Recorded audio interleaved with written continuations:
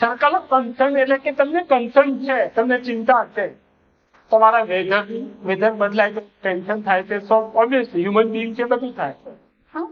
Disaster change થાય, અધર behaviour, બીજા લોકોનું બિહેવિયર બદલાય, ઇકોનોમી ચેન્જ થાય, ન્યૂઝમાં કંઈક અલગ આવે, યુદ્ધ થાય, નેશનલ લેવલ હોય, ઇન્ટરનેશનલ લેવલ કે આપણી સોસાયટીમાં આજુબાજુ સાથે યુદ્ધ થાય, તો કન્સર્ન છે કે આ ના થવું જોઈએ. પણ એ પરિસ્થિતિ તમારા હાથમાં છે નહીં.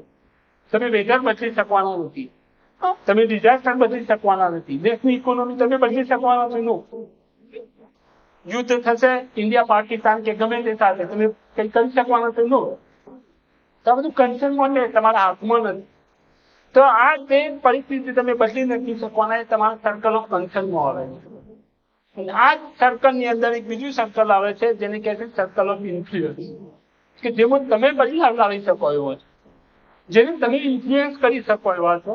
એ છે તમારી હેલ્થ, તમારો એટીટ્યુડ, તમારો બિહેવિયર. તમે શું વાંચી શકો છો એ કરી શકો, તમે શું જોવો છો એ ચેન્જ કરી શકો, તમે શું ખરીદી કરી શકો છો. મતલબ કે તમે જે બદલી શકતા હો એ તમારા હાથમાં છે. જેને કહે છે સર્કલ ઓફ ઇન્ફ્લુઅન્સ, કે આને તમે ઇન્ફ્લુઅન્સ કરી શકશો. બધું જ તમારા હાથમાં છે ને. ઓકે, તો તમારે જો પ્રોએક્ટિવ બનવું છે તો તમારું ફોકસ હંમેશા સર્કલ ઓફ ઇન્ફ્લુઅન્સ જે છે એને વાઇડર, મોટું કરવાની જરૂર છે. જેટલું તમારું સર્કલ ઓફ ઇન્ફ્લુઅન્સ જે છે એ વધશે, એ વાઇડર થશે, એ મોટું થશે, તો જ તમે રિએક્ટિવ મોડમાંથી પ્રોએક્ટિવ મોડમાં જઈ શકશો.